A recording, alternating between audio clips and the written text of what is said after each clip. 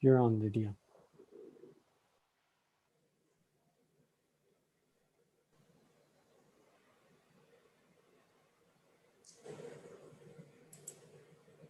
Hello, everybody. Welcome to the launch of the journal Manifest, a journal of the Americas, which is an independent print publication edited by Anthony Acciavatti, Justin Fowler, and Dan Handel.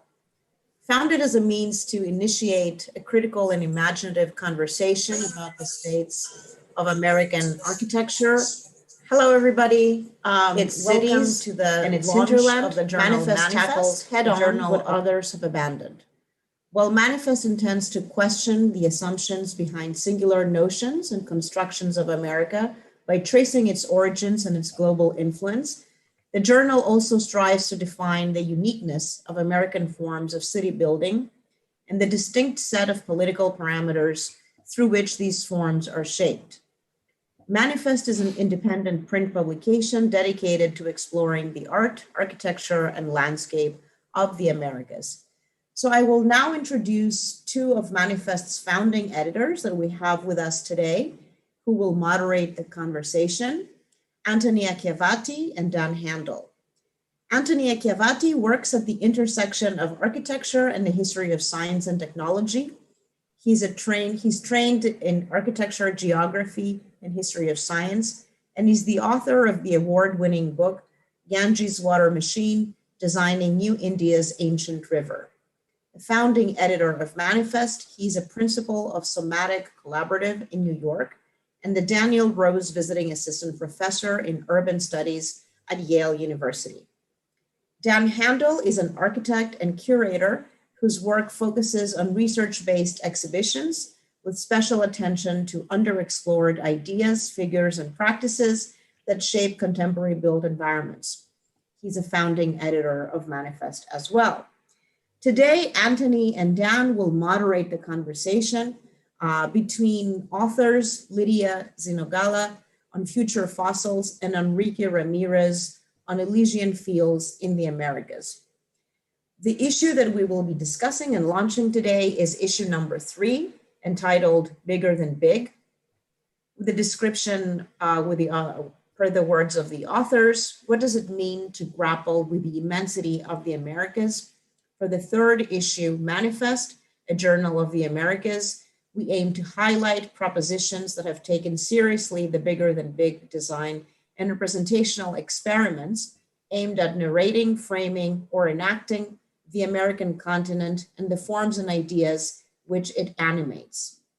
If today's symbolic landscapes are decidedly more urban and characterized by their managerial metrics, walkability, sustainability, density, intelligence, etc., at issue here is the stubborn persistence of physical and spatial immensity as animating and potentially humbling actors in the urban imaginaries of the Americas. Returning to this urgent, familiar discourse with a new voice, we can address the deceptively simple challenge of the new world in its physical and material conditions. 3 categories constitutes the issue's conceptual framework: matter, scale, and description. Taken together, these avenues offer alternative readings into contemporary questions of cultural imaginaries and histories in relation to the deep time of geological formation and examine the continuing agency of physical matter in a moment dominated by the data sublime of virtual landscapes and smart cities, tracing back the impacts and multi-layered resonance of immensity in American design. So on that note, I would like to welcome Anthony Acciavatti and Dan Handel to moderate the conversation and introduce the speakers. Thank you. Well, thank you for the kind introduction, Lydia. It's really great to have the chance to do a remote launch of Manifest number 3 here at the Cooper. We held what was probably one of the most, I think, successful events here several years ago, here and there, actually, because at the time, of course, it was a physical event. But still that invigorating conversation is still in our minds some years later. So again, great to be here. We want to thank Dean Nader Teherani for hosting this event, you, Lydia Kalipoliti, for helping us organize the talk of the school, and Mauricio Higuera for making sure everything works so seamlessly. We also want to thank designer Tal Erez, who's working with us behind the scenes for creating another striking set for this online event, which I hope you're watching via the YouTube channel of the Cooper Union. This is one of several events we're holding in Lima, Mexico City, Cambridge, Princeton, Charlottesville, Halifax, and many more. So we're mixing time zones and geographies and online and physical in very interesting ways, perhaps fitting to our time. I will begin by saying a few words about Manifest beyond what Lydia was saying. As you mentioned, it is an independent print publication dedicated to American space, if you may. It was founded by myself together with Anthony Acciavatti and Justin Fowler with the original intention to initiate a critical and imaginative conversation about the Americas.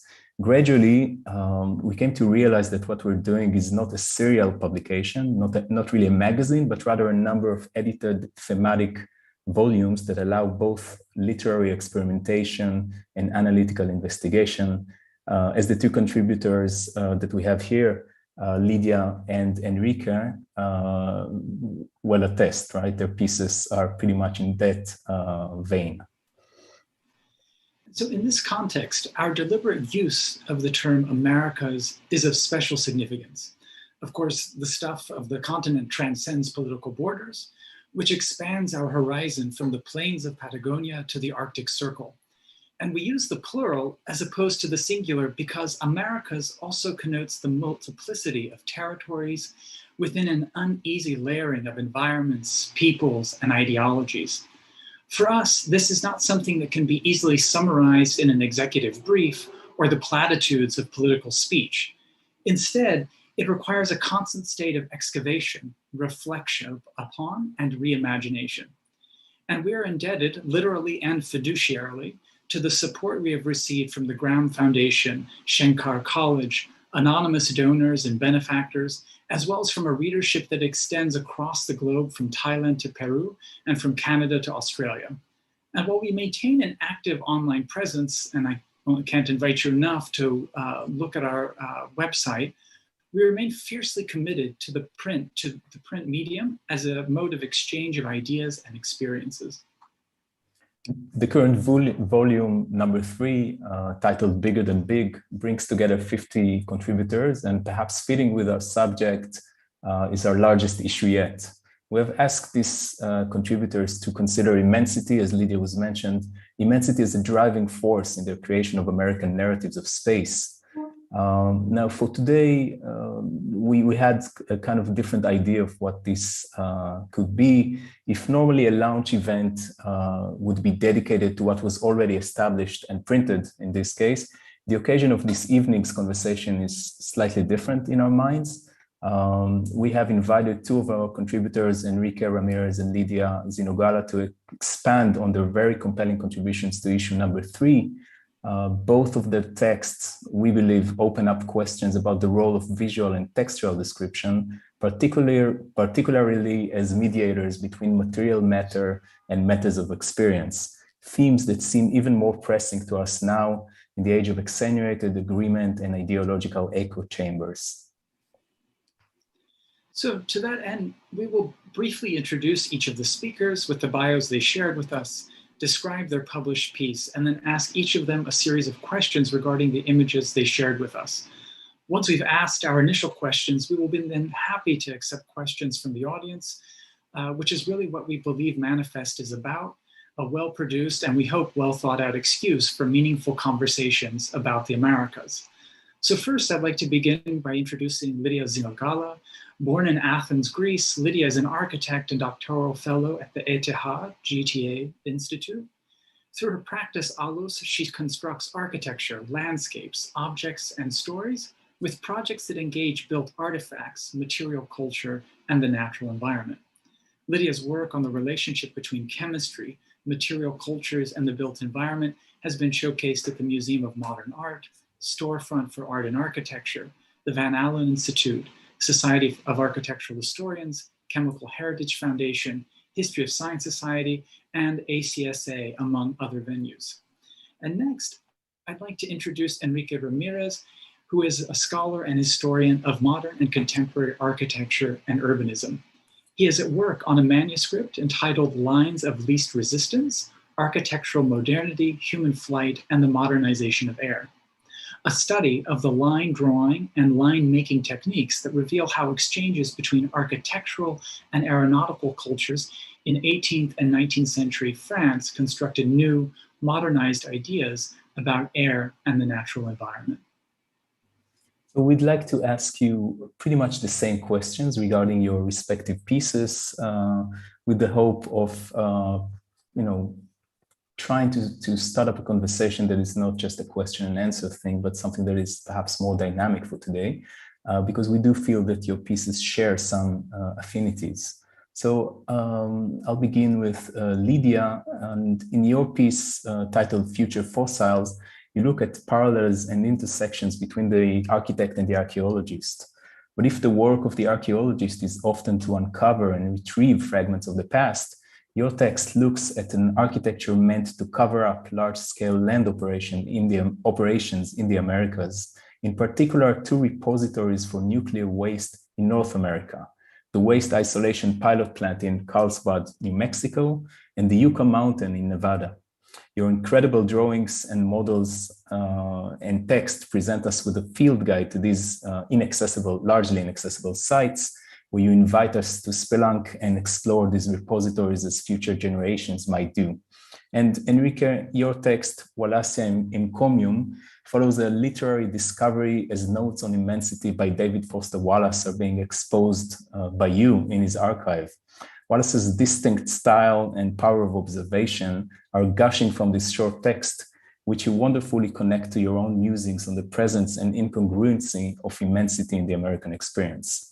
So I would like to begin by talking about the continent, that vast mass of land, which contains the traces of both geological events and eruptions of human and animal activity, as the frame of reference for today's conversation.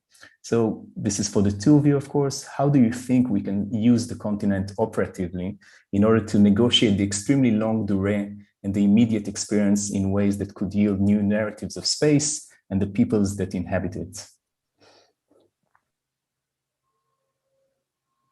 Whoever would like to start, now's the time. Sure, I can start.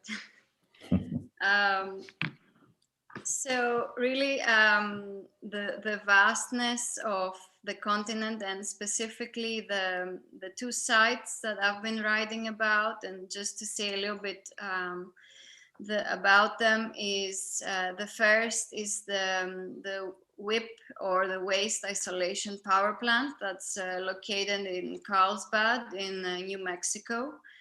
And it's 600 meters below ground, and it has a really deep history dating back to the Permian period, like 250 million years ago. And it speaks about, in this side, there used to be a sea that evaporated, but what it left behind is this nearly impermeable layer of salt. And over time, this layer of salt was covered with soil and rock. And now it's what geologists call a host rock. And inside this rock, which is pure sodium chloride, so inside this rock, it's hosting, through layers and layers of concrete, transuranic nuclear waste. So, and the second site, which is a proposed repository for the Yucca Mountain in Nevada, it has a very different geology altogether, because it's made out of volcanic ash and melt rock fragments. And inside those, there are proposed ramps and tunnels, again, to host waste. So in writing about the continent and the immensity as a call for this issue, I was very interested in grafting a kind of like a geological continuum between different processes of matter that date from the Permian period but then processes that are taking place right now and speak very much about contemporary culture. And they both involve rocks. So these geologies and these rocks became for me the medium to connect time and connect scale. So the text really takes the format of a speculative field guide. So instead of speaking about those sites as what they are now or what they can be, I write about them as these immense fossils that are found in the terrain. So I really treat them like matter that is encased in a rock. And I follow taxonomies and geological thinking to begin to unpack what they mean, what kind of information they contain as such as a fossil. And I'm really interested in going back to the beginning of geology as a science, where savants would go out into the field and find like the mammoth, a fossil of a mammoth tooth, and speculate about its origin, what environment caused its extinction. So I treat those sites as really composite objects that are made out of both rock and also organic matter, and they are a source of knowledge. So depth and terrain become the way to develop a narrative around them. Well, to follow up on those comments, just want to say thank you for including me in this panel. It's really my honor and my pleasure to be part of this. And I should also begin by saying that my contribution to this issue of Manifest is quite small. In this magazine, this publication that is dedicated to the immensity of scales and of landscapes, the way that we conceive of them, my contribution is quite small. And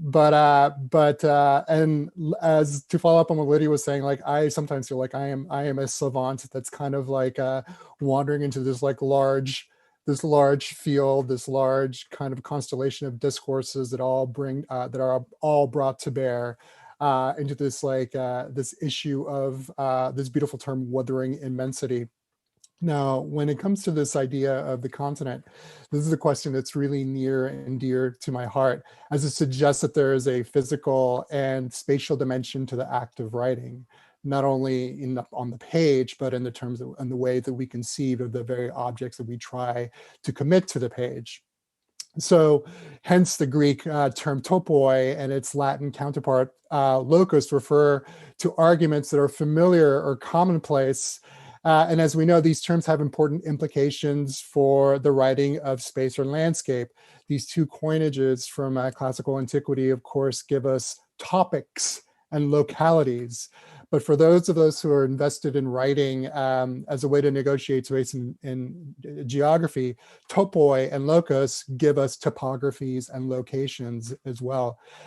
So I have two examples of the ways in which we can use the continent in order to, as you say, negotiate the extremely longue durée and yield new narratives of space and the peoples that inhabit it.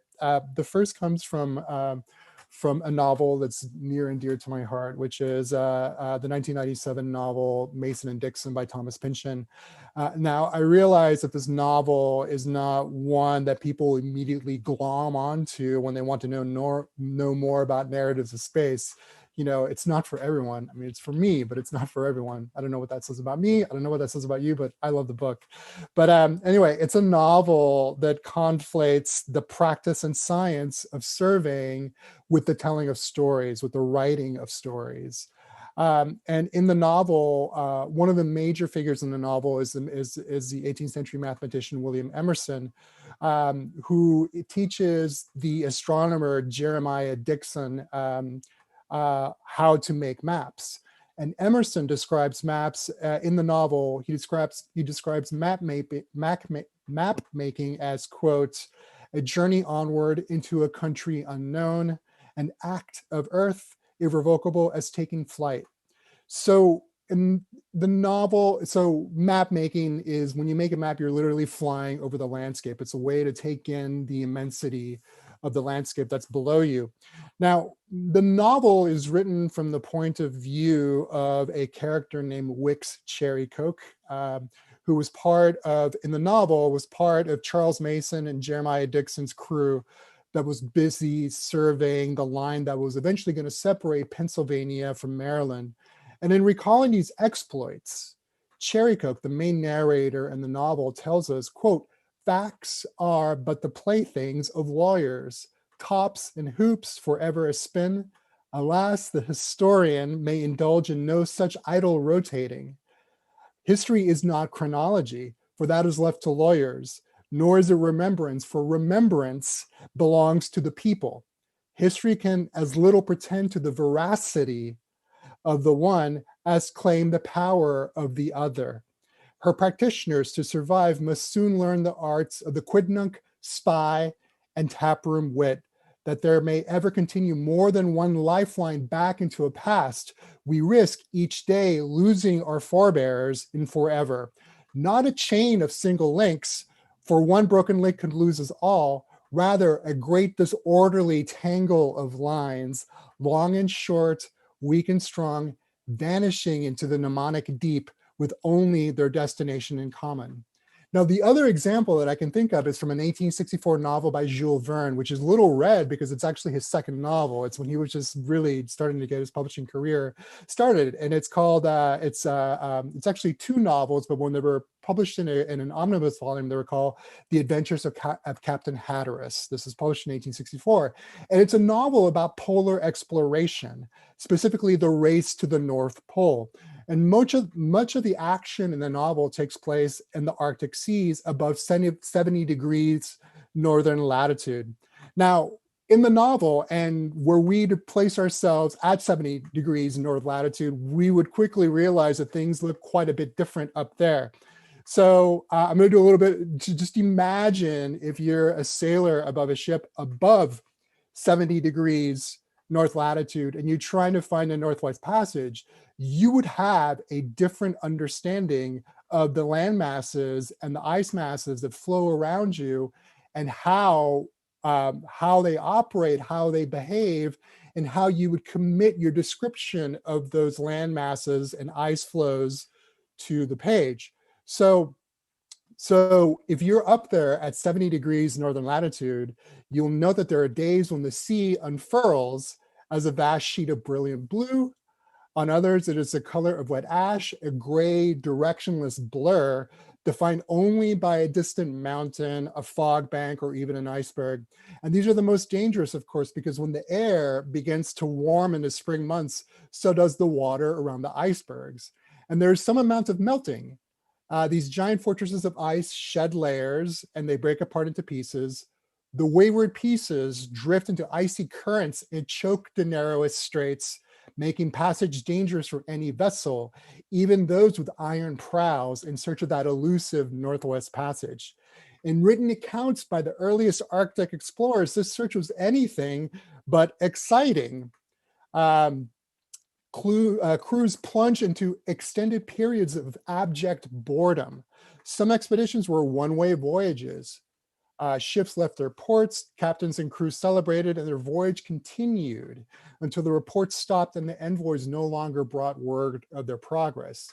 They disappeared only to be followed by more expeditions whose sole purpose was not to discover unknown lands, but rather to recover the remains of previous crews.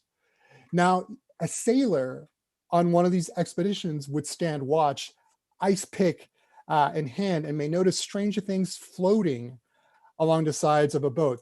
There may be pieces of ice frosted with rings of red algae, or in the middle of a field of ice, the sailor may see a hole used by seals for gulping air after a long dive. So the sailor will be startled by one dark bobbing up and down, and he reaches forward for an ice pick, praying that what he's seeing is not a human body. He brings it closer to the ship and now sees that it's part of a tree with a branch that is still large, that still has large thin leaves that flop in the air like dry oilcloth. And a short distance away, there's a piano floating on the surface of the water as well. One leg that sticks up into the water as if in a kind of rigor mortis. Now, these things may have been thrown away, or they may be the remnants from a shipwreck. Now, this sailor on board this ship above 70 degrees north latitude may even imagine that these things may have been flung in the water in some faraway place like the tropics, Central America perhaps, where the jungle runs into the ocean. In a time of heavy rains, a river swells and overruns its banks. A wave of rushing muddy water overruns its banks, and it carries houses off their foundations and throws them into the rocks. They burst into pieces, strewn about in rushing waters that empty into the ocean. A warm current takes over here, churning the mass of the debris with colder waters flowing upwards from the southern hemisphere. It curves upwards, hugging the coast, moving up the parallels like rungs on a ladder. Higher and higher they go to colder realms. This debris field moves up along the Aleutian chain through the Bering Strait and drifting ever slowly to the east.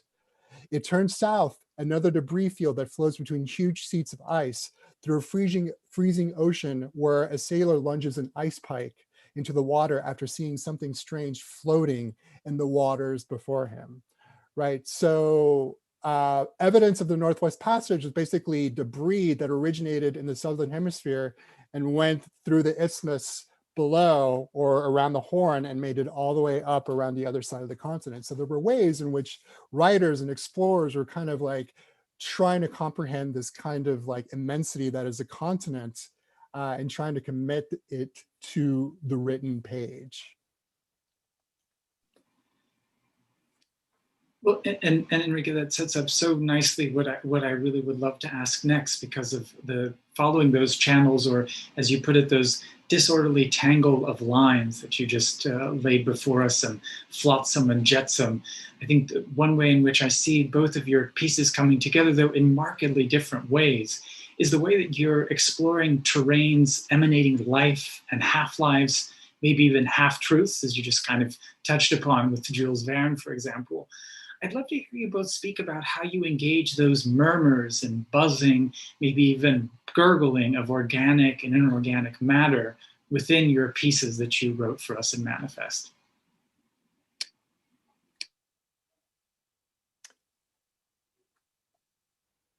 I'll start. Okay, so it's another really good question, and this issue of half-truths, it just reminds me of another passage from Mason and Dixon where Pynchon writes how, quote, skies grow thick with aviating swine. That is, pigs are flying in the novel, basically saying that the novel could be one giant lie. But more directly in terms of like organic and inorganic matter, I recall that while in David Foster Wallace's archive, he had in several instances noted that he had been reading R.C. Thompson's On Growth and Form. And I can't say to what extent this influenced the writing of Infinite Jest.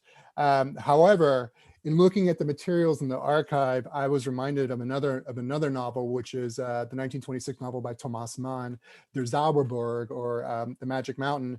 And in that particular novel, there's an instance where Hans Castorp, the protagonist, goes snowblind. He ventures outside of a sanatorium and is lost in the snow. And on one evening, once the air clears, he stares at the night sky, and here in this kind of like alpine seclusion, he imagines a connection between the inner worlds of the human body and the great starry stuff beyond, right? He's literally connecting himself to the night sky and all the different kinds of like heavenly bodies that are kind of dangling in this, that are suspended in the night sky above him. So, and Thomas Mann writes, quote, the innermost recesses of nature were repeated, mirrored on a vast scale in the macrocosmic world of stars, whose swarms, clusters, groupings, and constellations, pale against the moon, hovered above the valley glistening with frost. I kept thinking about these innermost recesses of nature while in the archive, because I was looking at the handwriting of a man who was dead several years, in a building that houses collections and works created by people long dead, some commemorated by their very death masks that were there in my workspace, right? Or busts that kind of portray their faces in a deathly rictus. And this is at the Ransom Center at the University of Texas, which is only an hour away where I am right now. The Ransom Center is created by oil money, a building whose limestone cladding bears the traces of shellfish and other crustaceans that have been dead for millions of years. That's all to say that while I was there reading and perusing these materials, I was part of this larger process of exchange of matter, one culminating in my writing of this piece and getting it published in this journal.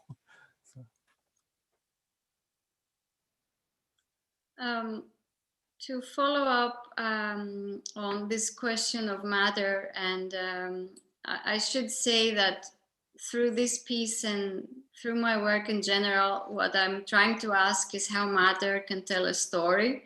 So to what you're asking about this idea of a half-life or a half-truth, you know, half-life is the time that's required for a quantity to reduce to half of its initial value, if we are to take the term for what it is. And I really love the concept because in its original, which is a half-life period and comes from the physicist Rutherford, he used that principle for radioactive elements' half-life in order to determine the age of rocks. And he did that by measuring the decay period of radium in rocks to also find out the age of the Earth. So in regards to half-life and time, it becomes for me interesting that the discovery of radioactivity allows us to precisely know the age of the Earth. And you know, the oldest mineral that we know is a grain of zircon in Australia. So, you know, that gives us the oldest rock unit.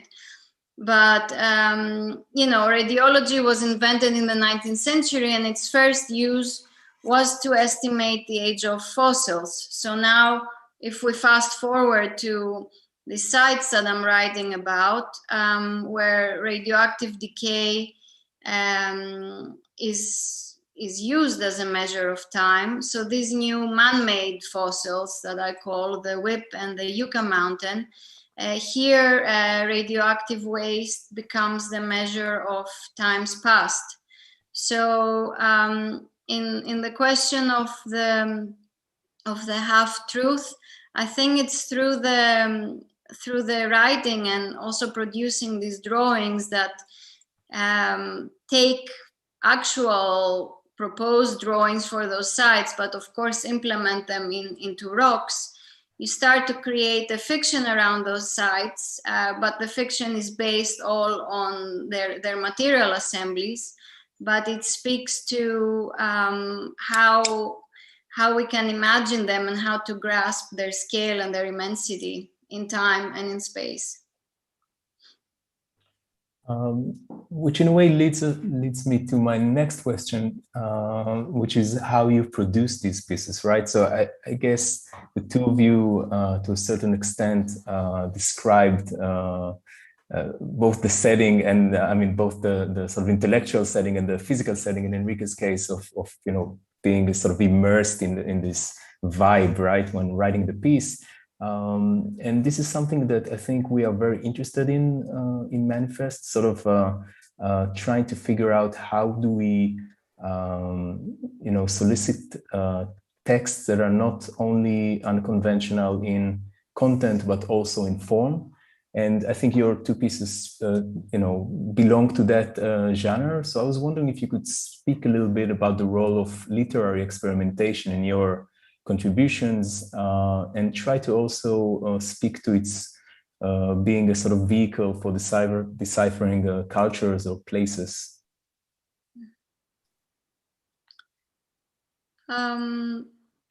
Maybe I should say something about the history of this text also, because it started roughly 12 years ago as an essay for a seminar that both Anthony and I were in. And so it started in a very different format, and then was again reshuffled for a conference, and then found, I was really excited that it found its way into Manifest in a different form, and then I produced the drawings just for Manifest. And I think like starting as a very academic paper into, I would say now is more a work of fiction. And I should also say that this is the third conversation we have together with Manifest, and we've had 2 other great conversations. And I also feel that the text is evolving as we speak and as we have these conversations. But I was very interested in this idea of what a field guide is, as something that you take with you on the field, and it kind of directs your attention to things that you might find there. So this is not a typical field guide where you would look at trees or minerals or other specimens. So there is an absurdity to the whole notion of using a field guide for something like this. So I was also, and the text in some way engages very much with this absurdity also of the processes that are being contained and the kind of operations, the kind of infrastructural operations that are taking place in this site. So both the field guide and the writing of the text, I think, are trying to grasp with this absurdity altogether. That's really, I mean, just to follow up on what Lydia is saying, which is really totally inspiring, and like I want to write a field guide as well. You know, it's like, and you know, on this topic of field guides, you know, and literary experimentation, it's the language of scientific method, right? So, you know, what is the method of literary experimentation?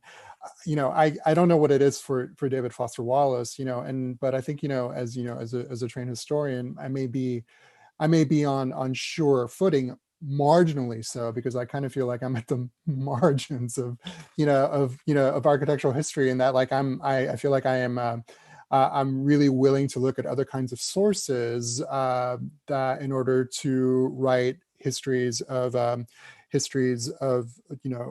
architecture, landscape, and urbanism. I think though that one of the things that I'm really invested in as a historian, I said, is like kind of like expanding the kinds of materials that we consider when we write histories. And you know, when we look at novels, for example, I feel like novels are kind of like just like really kind of an underexplored aspect of writing architectural history, just because you know, we do not necessarily consider a novel like a piece of fiction to be something that kind of like lets us know something about a particular moment in time, says as much as say like an archival document. But you know, being a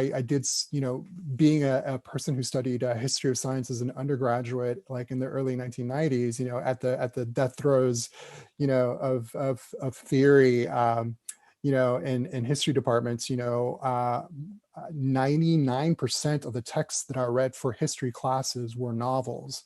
So my experience of history was already deranged, you know, you know, in that respect. So that's really what I brought into to my own writing of history. But I don't think that's really that far off from you know, what, you know, the way history has been understood. You know, the field of modern history, whether you want to pin it onto someone like Leopold von Ranke, for example, you know, it was kind of like a reaction to, you know, this inability to you know, to see what history was beyond the novels of Sir Walter Scott, you know, which to say that, several hundred years ago, the way that you knew history was through art, which is through the historical novel, the historical painting. And the thing about novels, though, novels are a really amazing popular art form, right? It's like you can't go to a museum to see, a painting by Turner or Gary Cole or whomever, but you can carry a book with you. You can carry this like very populous piece of art with you, which is really it's really an amazing kind of idea. And I think maybe like the book project that I'm working on, which will come out hopefully sooner rather than later. I do rely a lot on fictions and a lot of like as a way to like help me understand my topics in the past.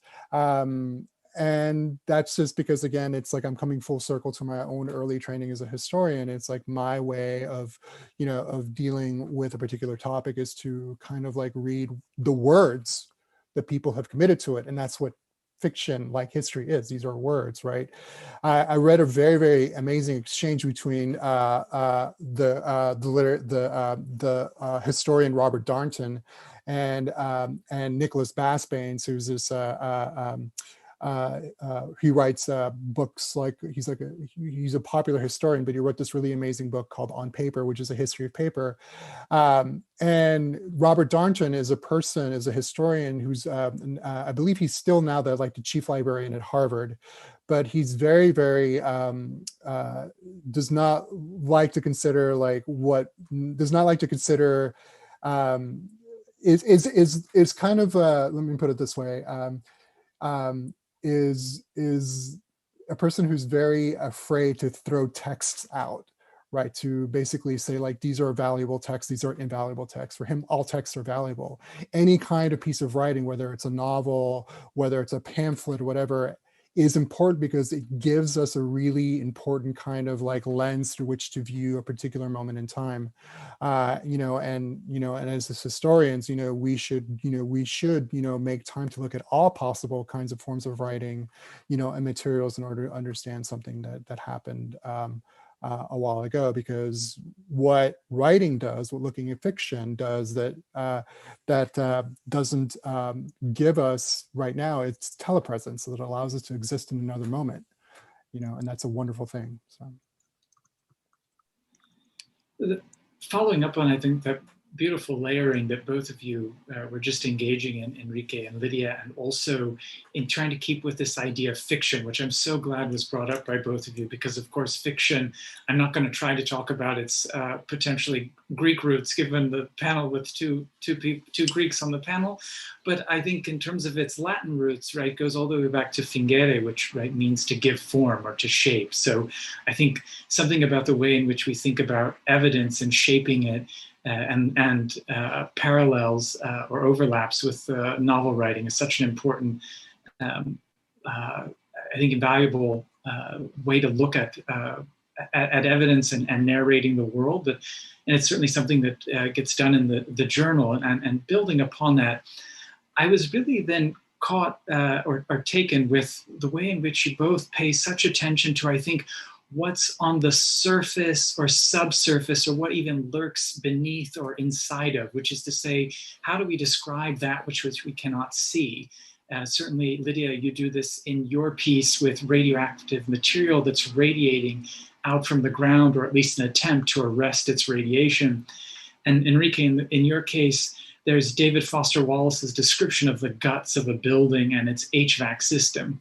So given your affinity, I think, Lydia, for fossils or the production of future fossils, and Enrique, in your case, your romance with air, could you each speak about how you describe and attend to that interface between surface and subsurface? Is it a kind of margin or marge, that kind of idea of that shoreline that you're engaging in your work? And how do you try to write about those things which we perhaps cannot always see or even experience?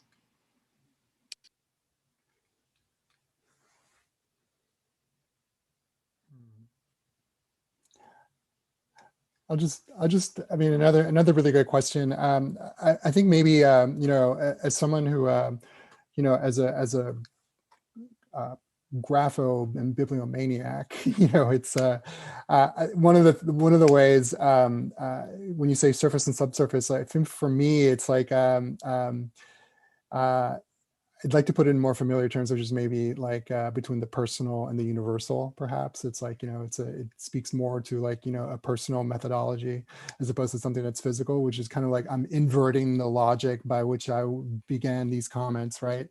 And so, and the thing is like, as I'm sure a lot of us do, is like when we read something or we encounter a piece of art, it's like part of the draw is like we hope to find something of ourselves in it, right? It's like, oh, this person is doing something that I hope I will do, or it's like you kind of find some kind of inspiration, or relief, right? And one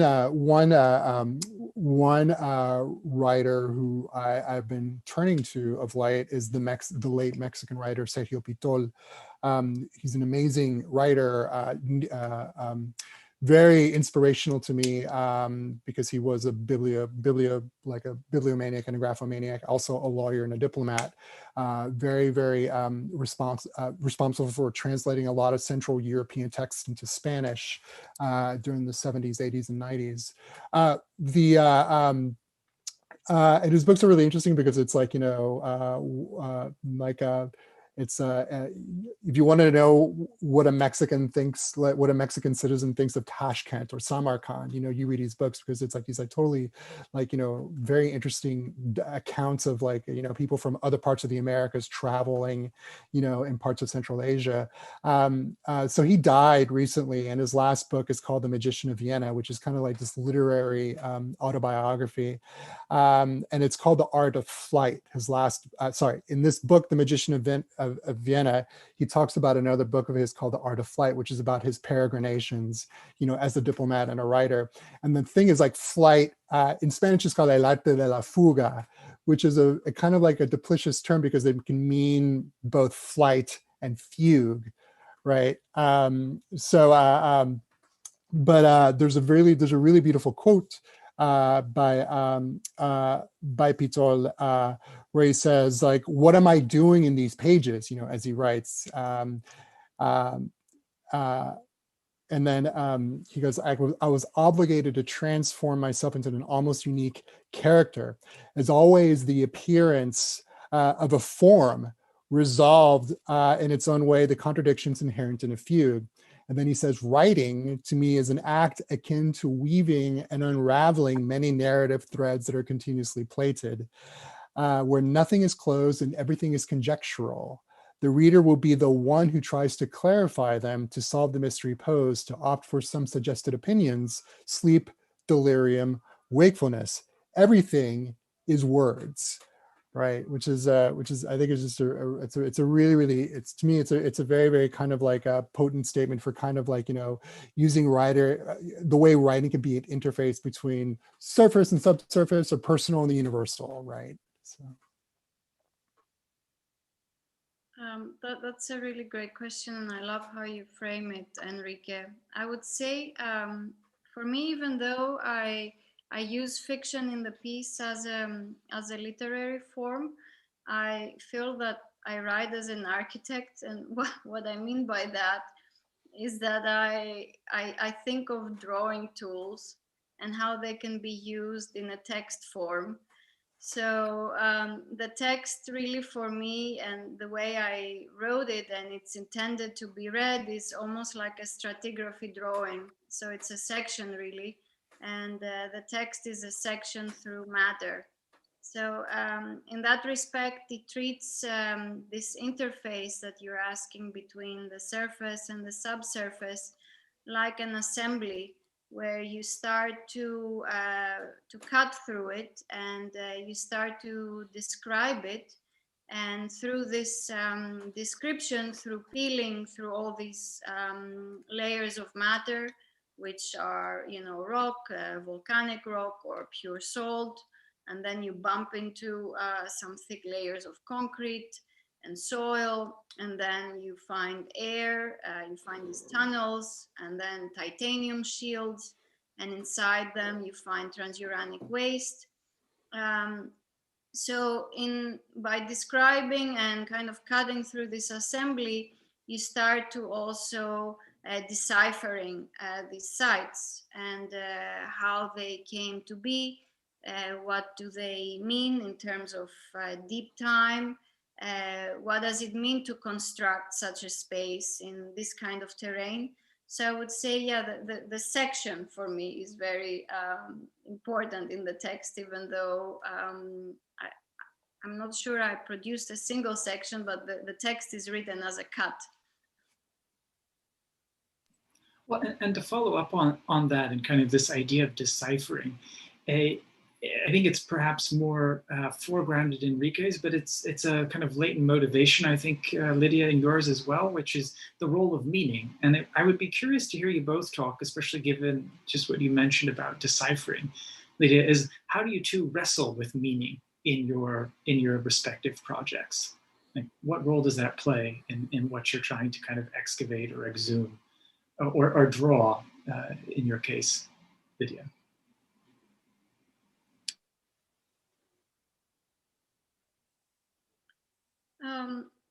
Maybe I'd love to bring back this question of meaning through this idea of writing history that also Enrique was talking about earlier. And Enrique, did you, in a quote that you were reading from the novel earlier on, did you say history is not for lawyers? Was that the actual quote? Mm-hmm. Yeah, you touched upon this in a really beautiful way, you know, about writing history and writing fiction and what kind of meaning emerges from this. And I had to think of the ways of writing about history that Nietzsche speaks about. So he makes these three categories: that you have the monumentalist who actively studies these models of greatness that existed in the past, and you have the antiquarian historian who wants to preserve the past for the current and the future admiration. And then you have the critical historian who seeks to release us through distraction. So according to Nietzsche, the critical historian is judging, interrogating, and ultimately condemning the past. And I find that each of these models about writing history produces different meanings about the past and the present and also the future. And I would like to think that maybe through this literary experimentation that we both are discussing today, and also in my case producing drawings as a supplement to the text, perhaps it's offering a different way of writing a story, because it writes about the present, but with a mindset of deep time. So perhaps it offers like a fourth way of writing and generating a different meaning that's not about preserving or for any admiration or distracting, but kind of combines all methods and offers a fourth one. That's totally fascinating, and I don't know I don't know where I fit in that calculus, that Nietzschean calculus that you kind of like delineated for me, for us, sorry. I think it's like I read widely and deeply. I read all kinds of things, and I write in all kinds of modes. But when it comes to meaning, I think a lot has to be said for for the value of the story, right? So, and I'm recalling a collective freak out that was inspired by William Cronin's talk at an annual meeting of the American Historical Association, where he basically said, like, more people know about history reading books, books by God, I'm losing track of his name. The guy who wrote the book about building his shed for writing and cooking. I can't believe I'm losing track of it. Michael Pollan. Yeah, sorry. Michael, people will know more about the history of architecture because Michael Pollan's book, just as more people will know about, different moments of American history because of John Sayles films. It's like, historians, where are you? It's like, you need to catch up. It's like people are, consuming these works. They're not reading your stuff, right? So, we might remember that Cronin is an advocate of storytelling as a form of, as an approach to the writing of public history. And he asks historians to adopt the techniques of storytelling using plots, endings, and dramas. And when writing of historians, in his remarks before this meeting, he notes how, quote, "We configure the events of the past into causal sequences, stories that order and simplify those events to give them new meanings. We do so because narrative is the chief literary form that tries to find meaning in an overwhelmingly crowded and disordered chronological reality." And this is all well and good, but I'm not afraid to admit that, a lot of my inspiration, about the writing of history comes from this like very, very slim book written by the art historian Alexander Nemerov called Wartime Kiss. And in this, it's this book, which is basically a collection of essays each based around a photograph that he found in an archive. For example, there's this really beautiful part of the book where he writes about these photographs of Jimmy Stewart and Olivia de Havilland flying model airplanes together, right?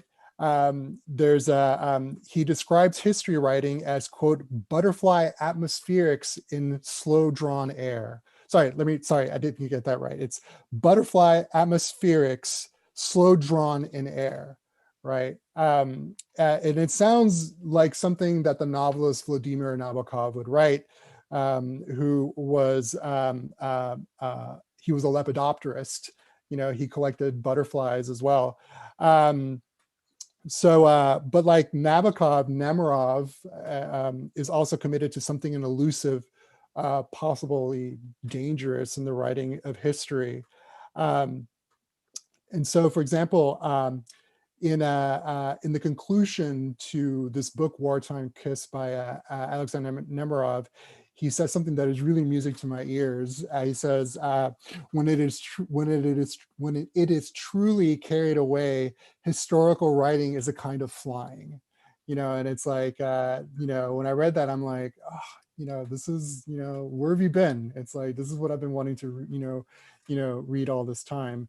But so this is a very, very long-winded saying, very, very long-winded way of saying that, like, there are many variants of meaning, and for me, meaning is something that can be quite personal. Meaning is like, it's like kind of like finding a buoy, like in a large expanse of ocean. It's like you're looking for something to grasp onto that'll kind of like save you in like this kind of like expanse when you're kind of like, lost in this, like, sea, this expanse of literature and sources and stuff. Every now and then they'll find something that'll become like a lodestone or something like that. And you can just kind of go like, oh, this is what I've been looking for. And then suddenly you can kind of organize your whole world around it, and it might help you get things done a lot more quickly, hopefully. So.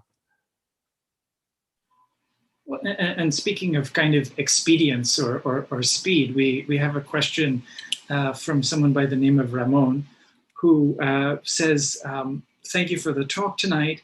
I don't have a copy of Manifest, but I'm going to buy one. That's nice to hear, Ramon. And the question is, with respect to storytelling, Ramon is asking, and I'm just reading it now, I'm going to try to paraphrase it. Ramon is asking, well, in what ways can architects do a better job of telling stories and engaging larger audiences? Speaking of William Cronin, as you just brought up, Enrique, in what ways might architects do a better job of developing plot, dramaturgy, and in short, how to draw people, I think, in more to the world of architecture, and why it's, as Ramon ends, why should people care about architecture and the built environment? That's a very big question. Yeah. I should defer to the architects in this panel before I venture into that treacherous realm. But yeah, I don't know, Lydia, you're a designer. It's like you're you have a very compelling, way of writing. It's like, what is, how does a field manual how does a field manual approach fit into this kind of, desire for this query from Ramon asking, how can, architects, make their work more accessible, or, or expand it to wider audiences? I will try to answer. This is a really, really big question. Thanks, Ramon, for asking that. I would say, because I do work as an architect, and I also I write, and for some time I felt that those two things were very separated, like the designing and also the writing. But I find that exactly through this idea of like writing a story, I think it brings these two things together, the drawing and perhaps the building and the thinking about creating space, and the writing. And I think it's you bring those tools, like perhaps those analytical tools, with you in the field or in the site, or whatever it is, the project that one is engaged with.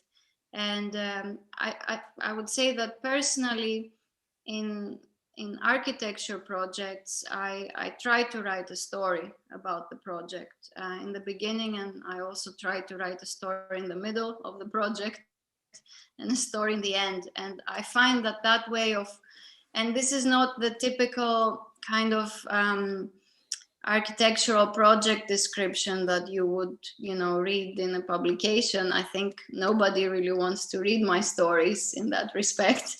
They're mostly for me to develop the idea about the project, but I think also they help you define what perhaps is important, and the kind of narrative that maybe one wants to unfold in the project through time. Who do you want to engage with? That could be also the flora or the fauna, or the kind of relationships that may evolve in the space. So I would say this is where the storytelling comes in, if that partially answers it. I think I mean that's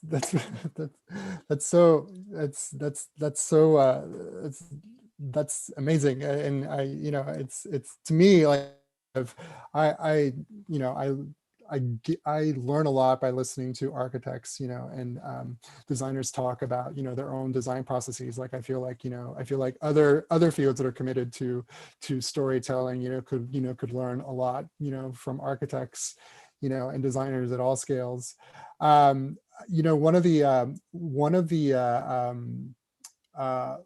most interesting I don't know if it's useful, but it was definitely jarring and interesting things I heard about storytelling, and in my education is when I was in film school, the film Back of the Future was being discussed, and it was one of these things where a professor said, summarize Back to the Future, in one sentence, and like people would say, it's about time travel, whatever, and the professor goes like, no, it's about this guy who wants to play electric guitar at the prom, and if you think about it, that's what the movie is. It's like all these like kind of like temporal circumlocutions. It basically culminates in Michael J. Fox playing guitar at the prom at the, at the Enchantment Under the Sea dance at the very end, this is just a way of saying that it's like, one of the best ways to be a storyteller is to be incredibly reductive, about what you're doing. And I think like architects are really, really good at being very reductive about what they do. They're not like me, who can like, basically go into these like, weird Baroque kind of like, spinning webs, narrative webs and stuff, and just kind of like talk myself to sleep. I find architects very, very inspiring, very fastidious about the way they present, ideas and stuff. And to me, like I said, it's super inspiring. So. And perhaps as continuing on that, I have a question from Karen here, which I'll try to paraphrase as well. So I guess it relates to what we leave out and what we include in the conversation through our writing. So Enrique, hearing your description of Jules Verne's own description of debris drifting across the globe and Lydia's piece of radioactive matter buried deep underground, I was wondering if your concentration on what was called literary experimentation does not allow a sort of dissing or leaving out of pressing issues such as the environmental crisis, which these two pieces in a way touch upon. So perhaps if you could refer to that.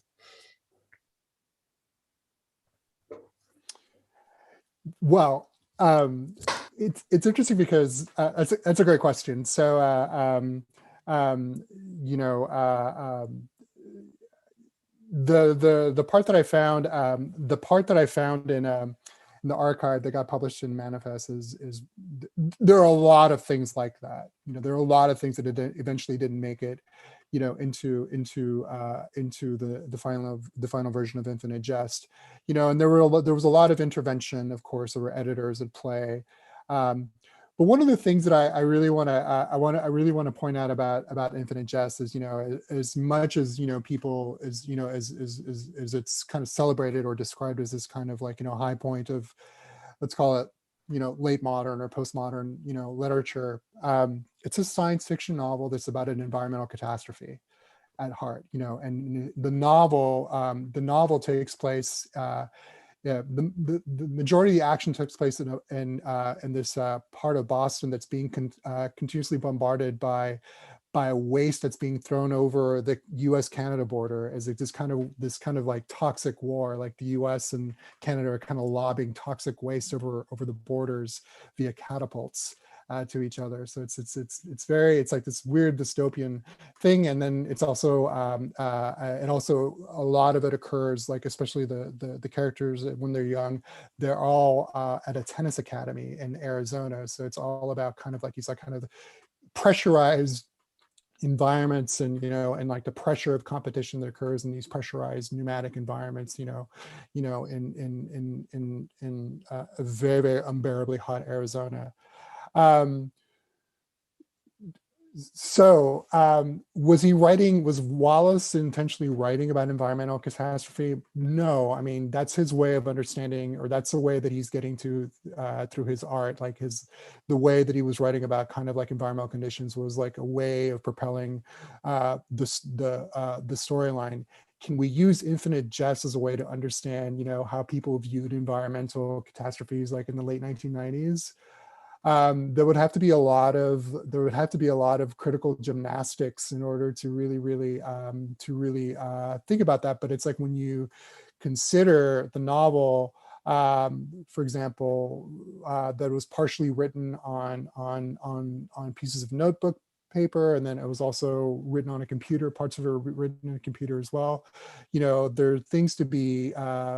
There are stories to be told about kind of like the exchange of matter, you know, of digital and physical matter, and the composition of this particular novel. And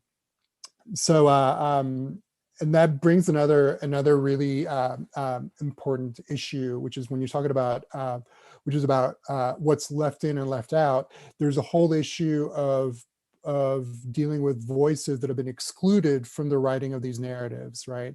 And then fortunately, there are outlets, there are writers who are dedicated, and historians, of course, designers as well, curators, conservators, people who are devoted to this very issue. The excerpt from Sergio Pitol's book that I shared with you comes from, the English translation comes from this very, very small press in Dallas called Deep Vellum Press, which is dedicated to basically resuscitating these unheard voices, at least untranslated voices, and kind of making them available to English audiences.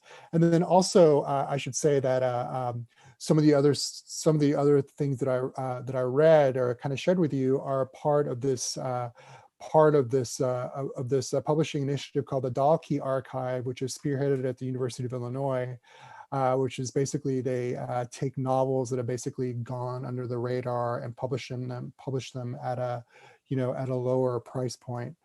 There is a lot of room for similar writings about architecture as well, and my hope as a person who's trained in architectural history, who writes architectural history, who's devoted to writing architectural history, but is really invested in the way architectural history operates, in the world at large. I would hope that, I would definitely be a person who would advocate for including more writings about the built environment into these kinds of initiatives to kind of promote voices that are previously unheard. And I think that's actually one of the really wonderful things about a publication like Manifest. It is kind of like this vehicle that really allows, that is really the way it is set up, and as the publication goes on, where it can accommodate and really kind of like expand, into its own version of weathering immensity, an immensity of voices, critical voices that can be incorporated into its like general outlook as well.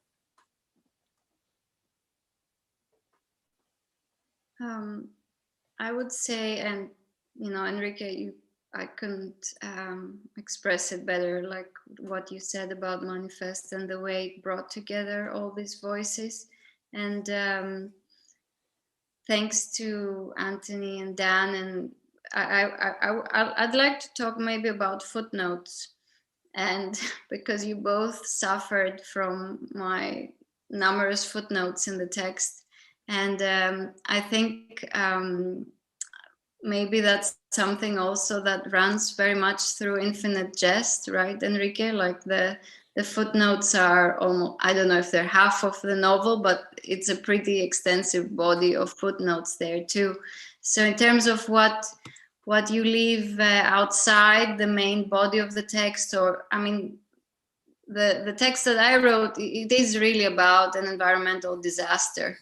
It's just not in the main, let's say, field guide format is not presented as such. Of course, this is implicit, and in every kind of description, every event, every infrastructure that the text is writing about, there is a corresponding footnote, how, for instance, in Carlsbad, one of the sites, this was also the waste was generated by decades of nuclear research and bomb making. So it's heavily, the site was already heavily bombed. So I would say I used very much the footnotes in the text to kind of present all these facts, all these historical facts, but the text itself takes a very different form altogether. So the combination, I would say, of this field guide or literary form, the drawings and the footnotes, is a way to open up different avenues to discuss an environmental disaster. So the drawings perform one role. They have the kind of the visual, the immensity, the very bold. The text itself guides you sectionally through these sites.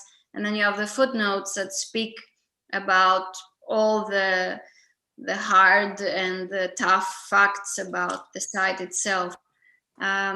So yeah, about what one leaves out, and I just think that there are ways to compose perhaps a text that weaves these different narratives.